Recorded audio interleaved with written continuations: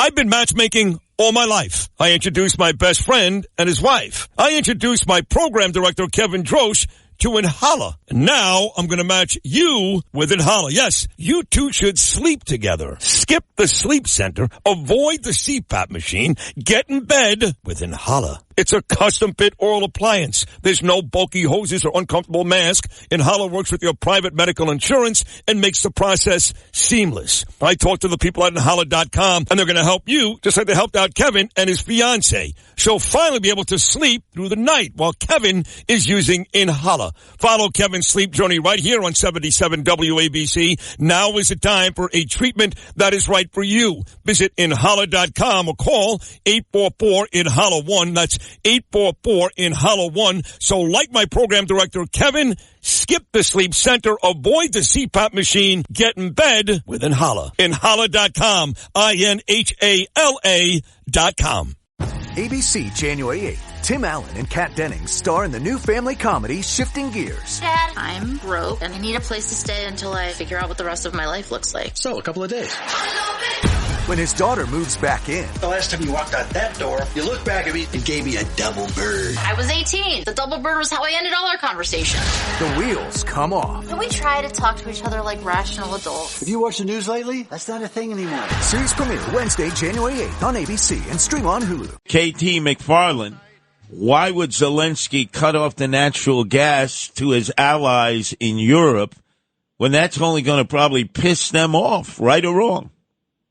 Yes, it'll piss them off, but on the other hand, they need that gas, and so they'll probably increase their donations and contributions to Zelensky's war effort. And with President Trump yesterday saying enough is enough, the slaughter must stop, what, in fact, do you think that incoming President Trump can do to bring the carnage to an end? All right, but President Trump has been pretty clear about what he would do. He says on day one, he'll drill, baby, drill. And that means, as John knows so well, he will unleash the American energy industry. It'll drive down the prices of oil and natural gas and therefore bankrupt Russia. The second thing he's going to do is he's going to call Zelensky and say, unless you go to that negotiating table, you're getting nothing from America. And he's going to call Putin and say, unless you go to the negotiating table, I'm going to give Zelensky everything. So he's going to force him to the negotiating table. Russia's going to be in a weakened position, certainly after Syria, and they'll be in a much weakened position because they know they can't afford it if their economy is in trouble. And then he'll force an agreement. Who knows what that agreement looks like, but it'll be not what everybody wants, but it'll be enough for each side to live with. KT, when Biden doubled the price of oil, or tripled, I mean, it went from $55 to over $100 a barrel. And Russia was producing 10 million barrels a day. It made Russia rich again. And it made Iran rich again. I mean, it's such a simple formula. Why can't people just see it? You know, John, it just befuddles me because it is so simple.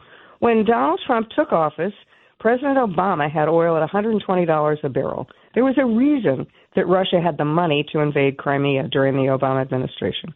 And then if you fast forward to President Trump, he brought it from 120 down to 40 and so $50 a barrel by the time he left office. Biden undoes all of Trump's policies, and sure enough, the price of oil doubles again. Russia's rich again.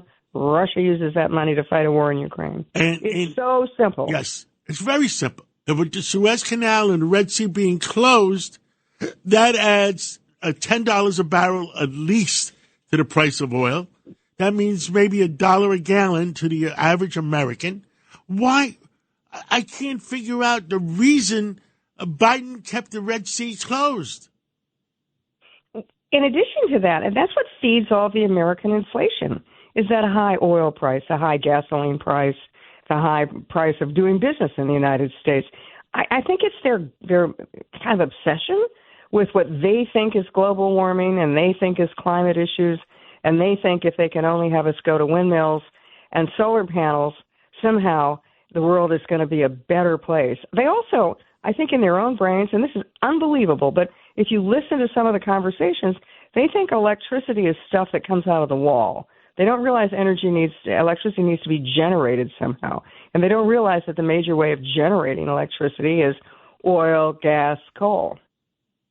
Well, Well, I looked at January the 20th at 2 p.m. when President Trump officially becomes president again and was saving the world. Tell us about Iran. I mean, why is Biden giving Iran more money? I mean, are they short making payroll to the Houthis and the Hamases? Of course Iran is, because Iran, in addition to the oil, which is how Iran makes its living, Iran has really been beaten up by Israel. Israel's gotten rid of the Hezbollah, Hamas. Israel's attacking the Houthis. Iran is now going to be exposed to really anything. So if Israel, the United States, anybody decides it's time to take out Iran's nuclear program militarily, Iran has no defenses for that. And like I said, I mean, I think Israel has confidence that if they did something, if they took out some of Iran's nukes or possible nukes are coming, that President Trump is going to back them up. You know, think of the world, how crazy the Middle East is, and then think about how much worse by an order of magnitude it would be if Iran had nuclear weapons. I think that the Israelis would be doing the world a favor if they could figure out how to eliminate Iran's nuclear weapons program. And Russia and Putin, in my opinion, would like to be closer to the European community than they are to China. They don't trust China. No, because China doesn't care about Russia. China cares about Russia's natural resources. China's been eyeing on the eastern border of Russia in eastern Siberia. That's where all the oil and gas and resources are, and that also is on the border of China. China can't wait to get its hands on that. And China has a lot of Chinese up there. China has a lot more Chinese on that border than Russia does. Okay. KT Macfarland, we see the Treasury Department says its systems were hacked by Red China. The president has extended an invitation, first time ever, for a foreign leader to attend an inauguration. President Xi, how do you see this all playing out in the first days of his administration? You know, Curtis, this is one of Trump's real genius moves. The Chinese, they always like to have long thought-out policies. They have meetings upon meetings upon meetings at the lower level, percolates up. And then by the time the presidents of two countries meet, it's all been decided. Trump he puts that upside down. When I was the Deputy National Security Advisor, I met with my Chinese counterparts at the beginning of the Trump administration, and they said, well, we're going to have meetings and meetings and meetings. Maybe eventually we'll have a summit between the two, so let's talk about our policies now. And I said, that's not how Donald Trump does business. He's a businessman. He's a sole proprietor. He wants to sit down with the Chinese president, look him in the eye, talk about the big things that matter to them, and then tell the aides what to do. And that gets the Chinese completely back-footed. They don't know how to do business that way. So in a lot of ways, Trump's, quote, unpredictability is the secret sauce in dealing with China. That's why Trump won the trade wars. Speaking of doing business, who do we do business with in Syria? Who are the shot callers? Because the Israelis have just decided they're going in there and taking out the chemical weapons, missiles, any kind of armaments. So whoever ends up in charge in Syria will not be able to use them against Israel. But who does America deal with there now? We don't know. You have to wait till this plays out. There are about 9 different groups. One group is currently in charge, but they're all starting to fight with each other. And some of them maybe we can work with. Some of them are ISIS. Some of them are, Muslim extremists. So you don't want to be in the middle of this civil war. You don't want to pick a side right now because you don't want to be in there militarily right now. Now, is Turkey the orchestra leader for all those 9 tribes in Syria? Turkey is the leader of 2 of the major of the 9 tribes, but you don't know if that's going to prevail over time.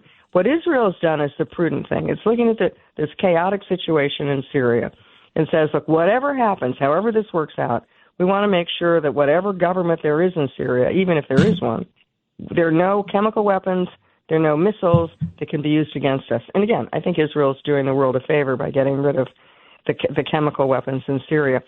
At the fall of the Cold War, when I was working for President Reagan, we were very worried about what would happen to all those Russian nuclear weapons as the Soviet Union collapsed. we couldn't keep track of them. The Soviet Union was no more. And so we had something called a non-Luger law that said that we would go in and we would buy nuclear weapons from the discarded nuclear weapons from the former Soviet Union and the former Soviet states. We didn't ask any questions. We just paid the money. We took the weapons. We dismantled them. We took them off the world market. My worry is that these chemical weapons, they're valuable. Somebody could sell them. Somebody could use them. And the people who are going to buy them are not the good guys. It would be the black market. Now, last thing, KT, before we let you go, the 3 suitcase bombs that are missing, the average American person don't know where they're missing from. Can you tell them? Well, there were a number of weapons that at the fall of the Soviet Union, that we tried to buy. And we know we didn't get them all. And we know that there's probably enough to make several weapons. Now, I'm not talking about intercontinental ballistic missiles that are going to wipe Russia off the face of the earth. The suitcase bombs, by their very nature, are tiny. They could be put into a small space. They could explode and detonate, but they would not only kill a lot of people, but they would make that area, the multiple square mile area, uninhabitable for thousands of years. I once did a study of what would happen if a suitcase nuke was launched in Times Square, and it really would obliterate all of Manhattan. Wow. And do you think that's what they were looking for, those drones, or that whole thing? Or do you have any idea yet what it was? There's so many theories. Yeah, I mean, there's only 2 things that make sense. It's either us, and we were looking for something, and what were we looking for?